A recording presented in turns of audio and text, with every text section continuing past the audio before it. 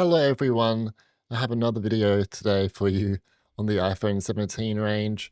Really am putting out a lot of content for this one, but I'm enjoying it. So we're going to be looking at some indie games running on the iPhone 17 Pro Max and the iPhone 17.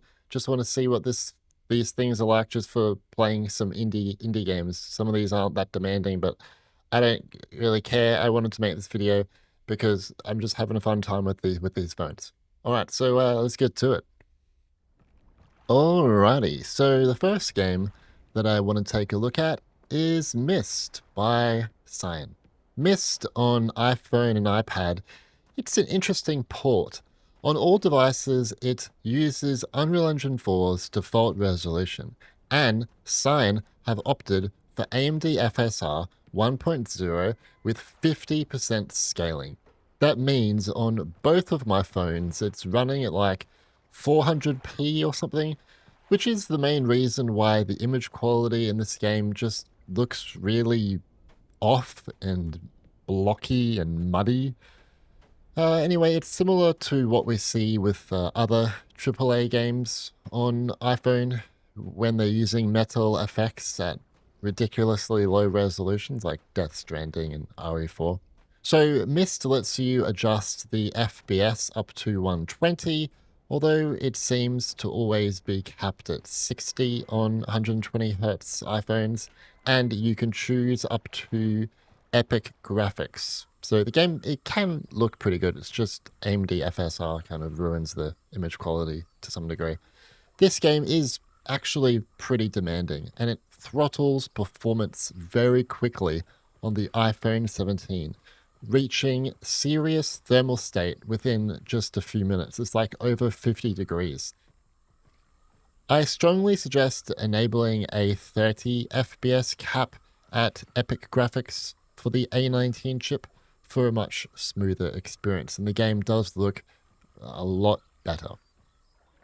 On the iPhone 17 Pro Max, the game is so much better. The difference is staggering. Like, I haven't seen a game that is outperforming the 17 this much yet.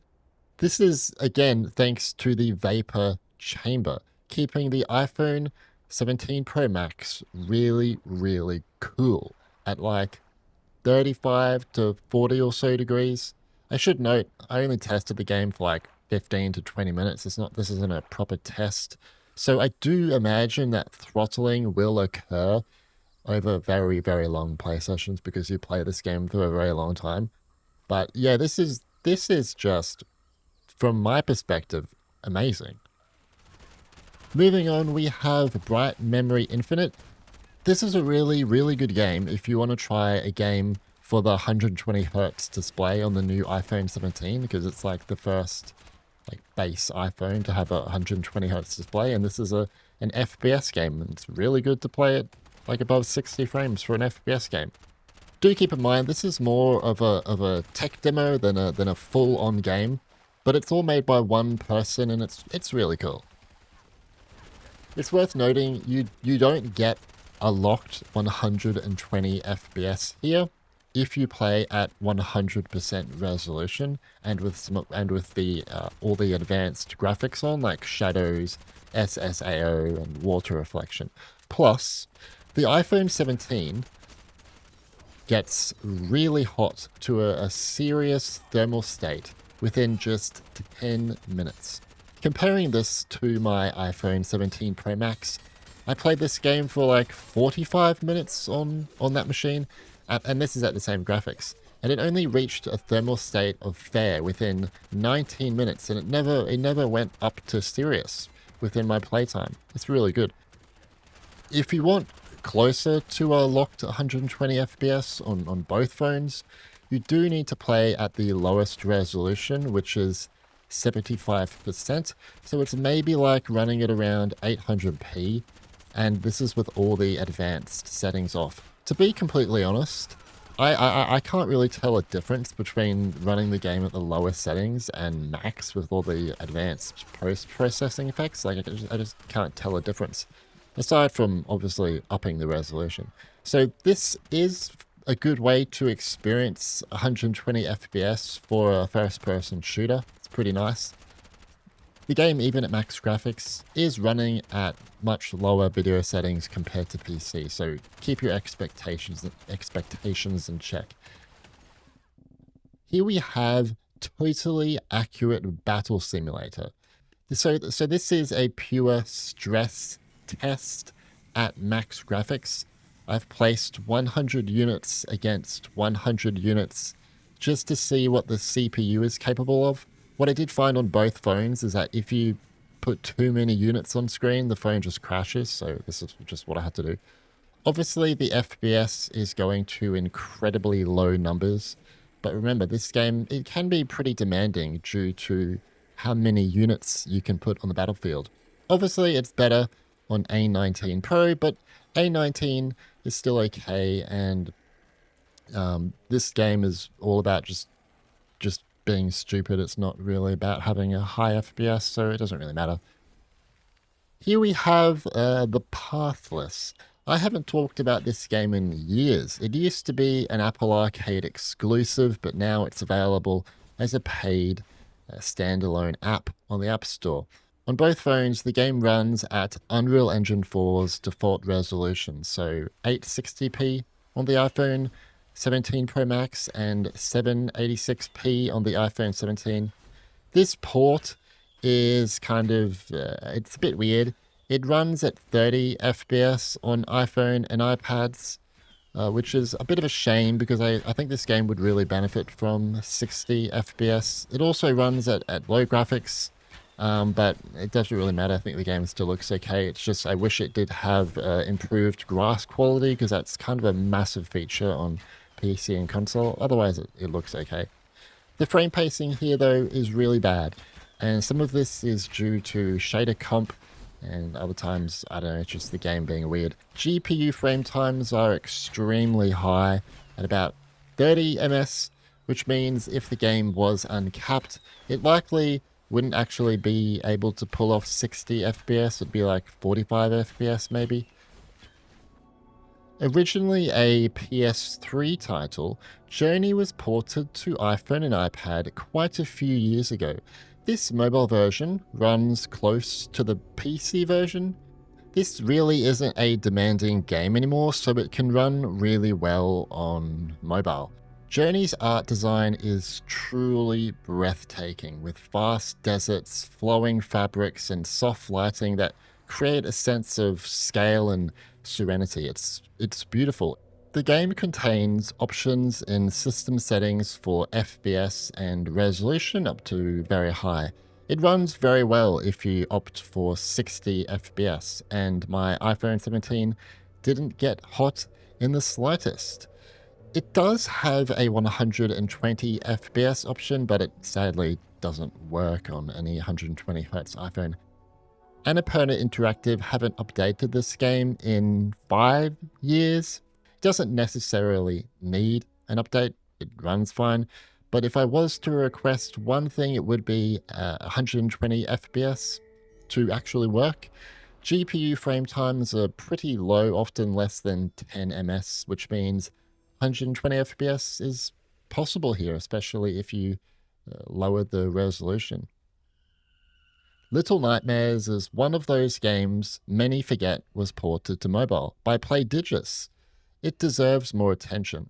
The port offers high graphics settings and even a 120 FPS option, though like many titles, it remains capped at 60 FPS on 120Hz iPhones. On my iPhone 17, the game defaults to a crisp 2436 by 1188 resolution, and it maintains a solid 60 FPS throughout most of the experience.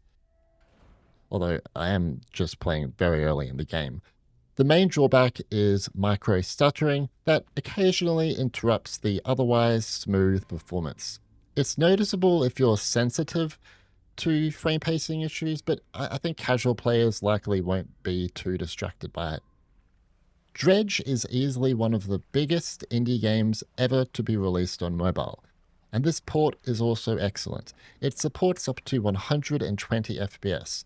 but it's still kind of cool that both of my iPhones were able to handle 120 FPS at high resolution without much trouble. And Black Salt Games confirmed that high resolution runs at native res, which makes the game look really beautiful. This isn't really a demanding game, but it's a beautiful looking game still. On the thermal side, the A19 reached serious thermal state in about 10 minutes, while the A19 Pro took closer to 20 minutes. Even so, both devices managed to avoid frame rate drops during extended play. The exception was the A19, which showed minor frame rate dips at high resolution, but if you don't have access to the HUD, you're not going to notice the frame rate drops. Someone always has a go at me for including Spongebob in these tests, but honestly, I don't care. Shush. Like most of the other games I've covered, Cosmic Shake is built in Unreal Engine 4, and Handy Games are using the engine's default resolution system on iPhone. You've got the ability to adjust FPS up to 120, and it works. You can push the resolution scale all the way up to Ultra, and toggle other advanced options to Ultra as well. Handy told me that when targeting Ultra resolution, there's no upscaling applied, so it's native 786p on iPhone 17 and native 860p on iPhone 17 Pro Max. What surprised me is that I couldn't get either phone to hit a serious thermal state, even when running above 60 FPS for extended sessions. That's pretty dope, I think. The smarter option is enabling a 60 FPS cap while playing at ultra settings. Both phones can maintain a locked 60 FPS with a perfectly even 16 frame interval, and the experience is perfect. And yes, while the art style is cartoony and stylized, Cosmic Shake looks fantastic. The bold colors, sharp outlines, and vibrant effects really pop on modern OLED panels, giving it a crisp and polished look that feels anything but just a kid's game. Really, Mr. Macrite? Really? Thumper? You're testing Thumper? Yes. Yes, I am. This game is perfect for showcasing 120 FPS on iPhone 17's 120Hz display. Out of all the mobile games out there that support 120 FPS, this is by far my favorite to try. Thumper isn't a challenging game to run in the slightest. It's all about the gameplay. Hitting that high frame rate transforms the experience. As a music rhythm action game, playing at 120 FPS feels incredible, and timing moves to the beat has a level of precision and satisfaction that's hard to describe unless you try it in person. The art direction is equally impressive. The visuals are sharp, vibrant, and perfectly synced with the music. I spent an hour playing on my iPhone 17 and the phone never got hot and didn't drop a single frame. That's actually really good because even just one frame rate drop from like 120 to 119 can completely ruin your experience and can cause you to make a mistake, and then you're going to be really angry.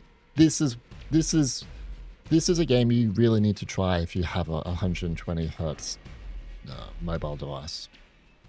And our last game to look at is Disney Dreamlight Valley. I know people are going to roll their eyes at this one too, but this isn't just a kid's game, guys.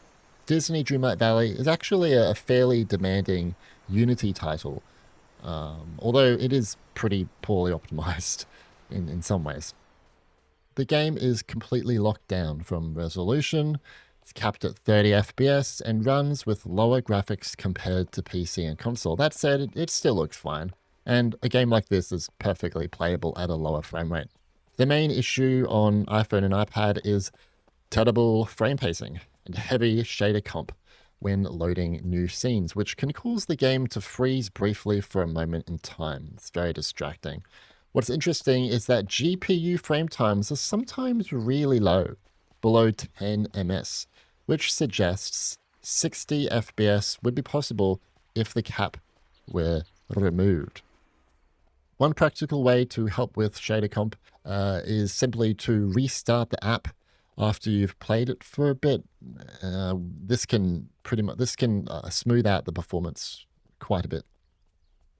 All right, guys, so that was testing some indie games on my iPhone 17 Pro Max and my iPhone 17. This is probably the last video I'm going to make for these phones for quite a while. I've made a lot. I think this is my fourth one now. But I've been having a really good time. I really do enjoy playing some games on these phones. Both of them are doing pretty well, and I thought this was also a good showcase to show 120 FPS games running on the iPhone 17 because it has 120 hertz display. I think what you're gonna come to find is running a lot of these games at 120 FPS, especially the high-end ones. You're gonna be running the games at pretty low settings to hit that target. Most of the AAA games struggle just to hit 60, so that's basically it. Thank you guys for watching all of these iPhone reviews. I have enjoyed it, and I hope you have enjoyed it too. See ya.